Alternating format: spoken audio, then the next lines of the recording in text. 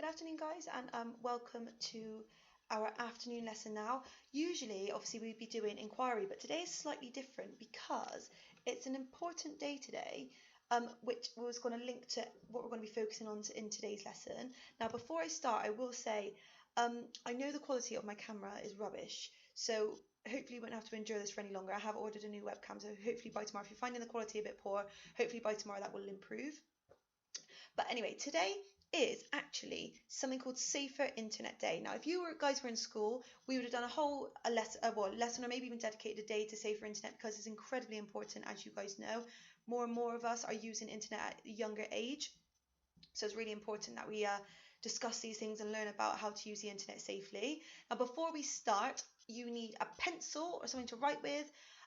You will need a plain piece of paper, or if you haven't got that, you could even use Word on a laptop if you want to, okay? And you then could have use some colouring pencils or felt tips if you have them. If you're deciding to do this on Word on your laptop, then obviously you won't need those things, you just need yourself and your laptop, okay?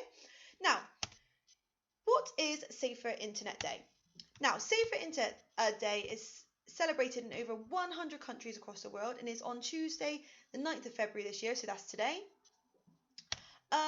Sorry, let me just get, there we are. And the theme this year with internet safety is an internet we trust and is exploring the reliability in the online world. Now, you might not know what that means, but as we start to go through this lesson, you'll start to be able to unpick what that means. Now, this is really important as well, considering what's going on in the world at the moment, and is making sure that we are reading reliable sources when we're finding out information and things like that. We've done lots and lots of different work with Safer Internet Day.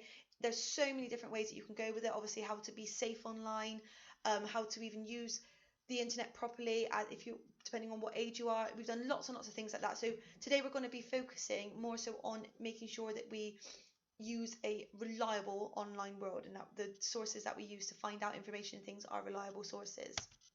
Now, really quickly, what do you use the internet for? Now, what I would like you to do is I'd like you to pause the video here and I want you to write a list of what you use the internet for. Now, you're going to surprise yourself with all the things that you do use the internet for. I made a list myself and I couldn't believe how many things, how many reasons I use the internet for, even daily. It really, really shocked me. Okay, so it's an amazing place.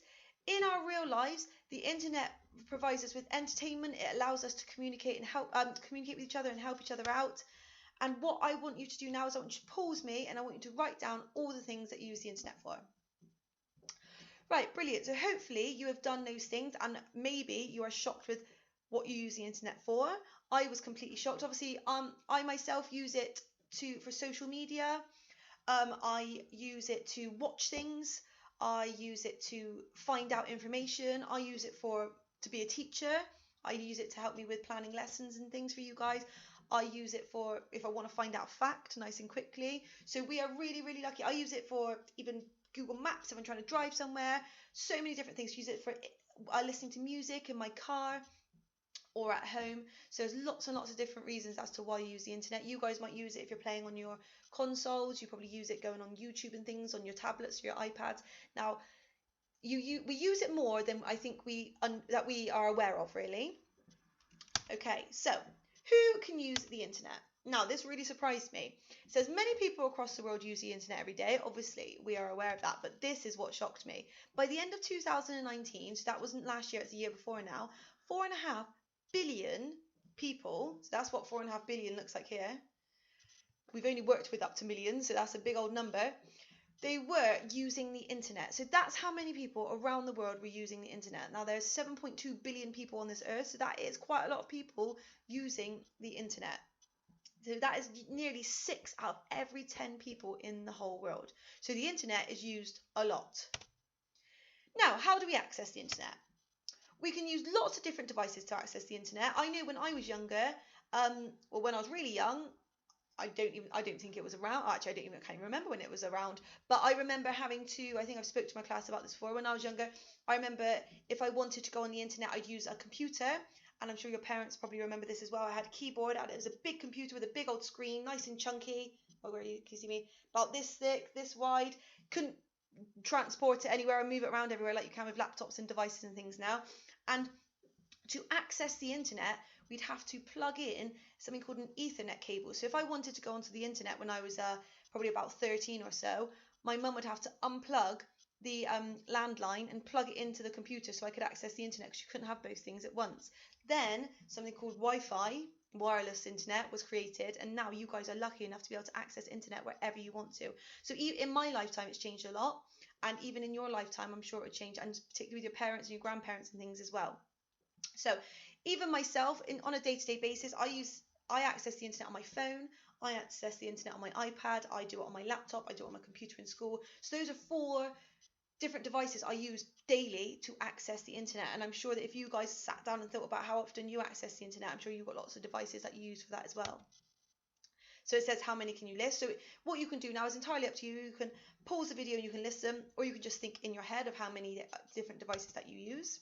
So obviously, like I said, you've got the phone, laptop, headphones, wireless headphones. This is a sat nav. Now, when I first started driving, people had more of these types of sat navs, but people now just largely use their phone for a sat nav. So things have changed even again. Television, obviously. Cars, I know in my car I can plug in my phone and it connects to the internet that way. Obviously I can't go on it, but it can play my Spotify and things, and it's touchscreen. Now this is a PS4, PS5 games console, and even your Kindle and things. I have a Kindle that I tend to try and read most nights. So all of it, I completely forgot about my Kindle actually. So even myself, I'm forgetting how many different devices I use daily to access the internet.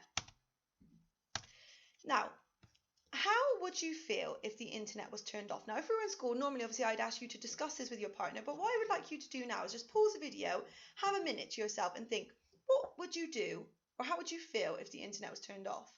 Now, I'm thinking to myself, if the internet was turned off, I was thinking maybe it'd be a nice break. However, I'm sure we'd all start to feel a bit panicky that we can't contact people. We might feel a bit bored that we can't go online and do the things that we usually do. I'm sure that we'd feel a bit lost. I know that I tend to go to the internet.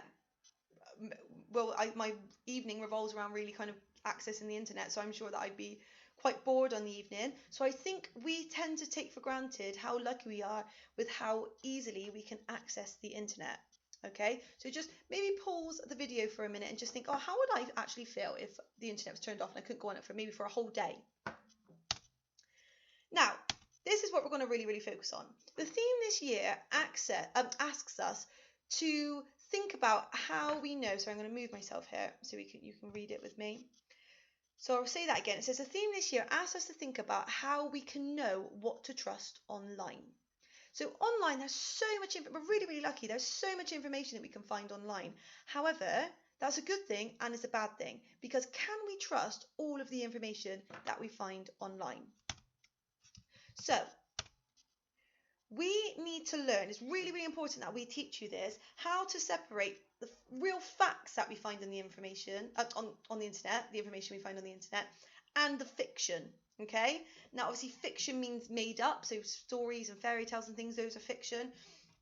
And quite often on the internet, you will come across lots of things that aren't actually true. However, they try to make, because you see it on the internet, you think, oh, that's definitely true. Now, a real key theme with this is obviously everything that's going on with the pandemic at the minute with coronavirus. There are lots and lots of things and lots of different information that you can find online regarding coronavirus and the vaccine and anything to do with the pandemic. However, it's really important that we realize that not everything we read on the internet is true.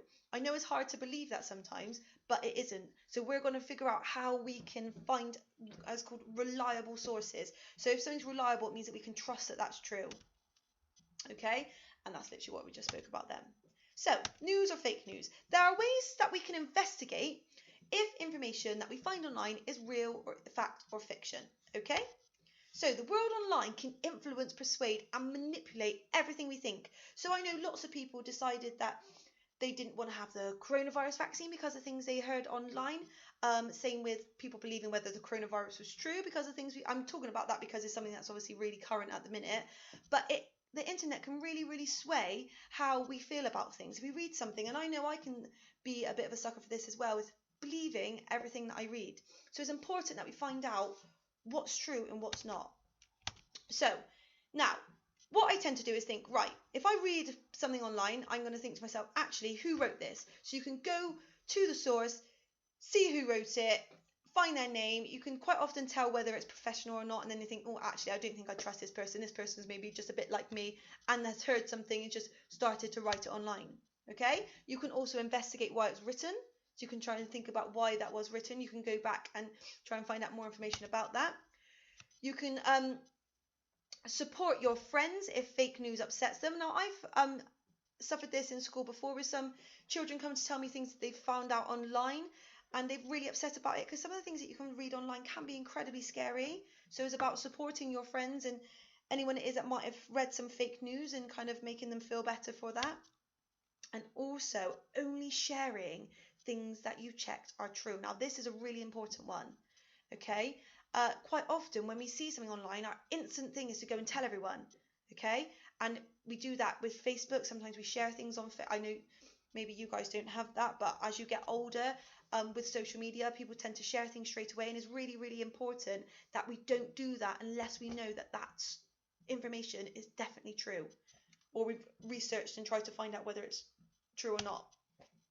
So there are ways that we can investigate the information. Okay, so what you can do is actually just question what you see. If you read something, think, oh, is that definitely true? Question it, don't just believe it instantly. Now, another way to do this is to check other sources online. So if you see something, you can maybe type the similar thing in and think, actually, is that true? And then you probably might be able to find out a little bit more about it. It also says check sources offline. So that could be even talking to others, asking your parents, asking your teachers about whether what you found online is true. Often they might have heard about it too, or maybe they didn't have any idea and they can find out for you. And that obviously links this one as ask for help. Okay. Now it says, this is going to be some scenarios now. And what I'd like you to do is maybe pause me after each scenario and think about what would you do. So it says, what would you do if you see an advert pop up saying you have won a prize? Now, this happened to a friend of mine when we were in school.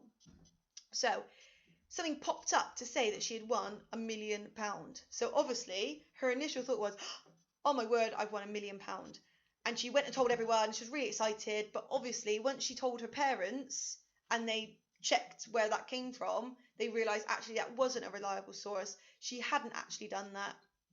And what somebody was just trying to, well, people were just trying to scam her basically into thinking that she had won £1 million. Okay, so what I would like you to do is think about what you would do if you saw that pop up.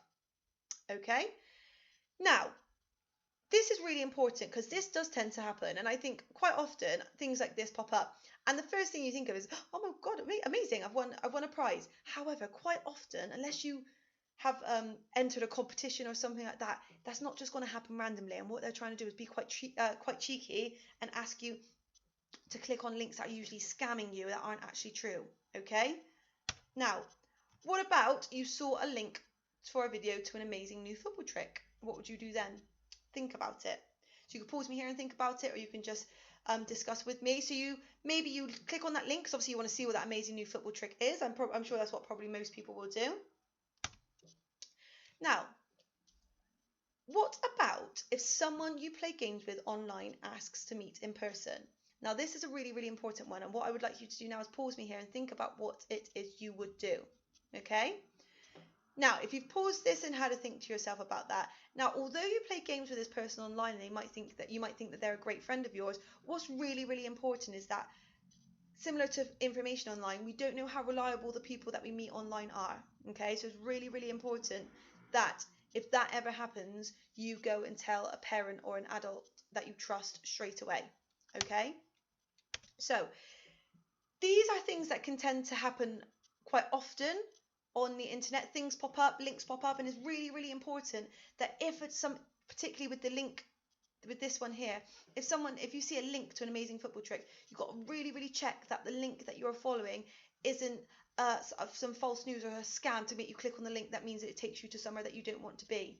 Okay, now the way to do that is by checking the email address that's maybe sent you it. This might be a little bit old for you guys because sorry guys, because I know that you guys probably don't have email addresses, but this is really important for the future.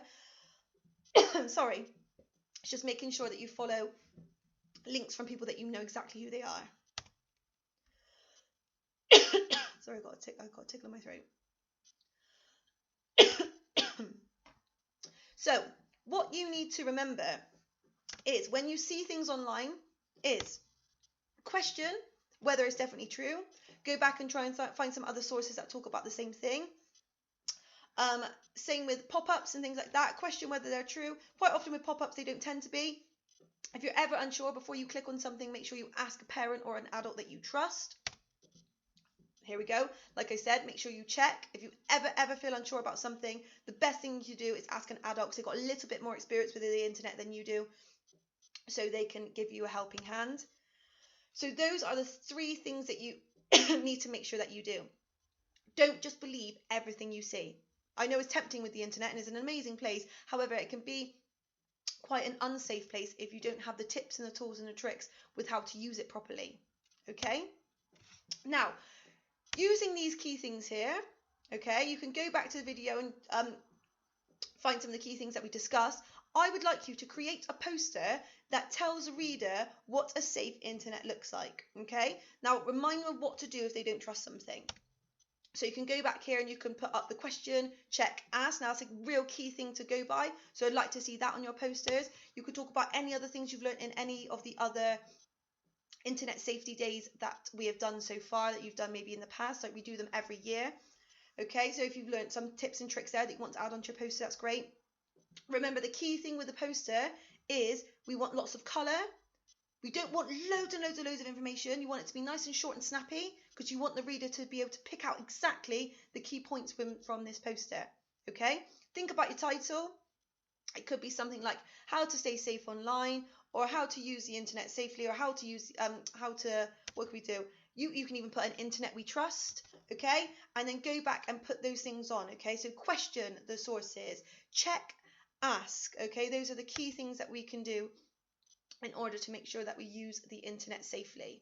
Okay, now I know this is quite a quick way to go through internet safety, and usually we'd be a bit more practical, but obviously because you're having to do this at home is a little bit trickier. If you choose to do this on Word or something like that, take a picture and upload it onto your portfolio as well. I'm really looking forward to having a look at these posters, and just remember to keep all of this in mind when you are using the internet.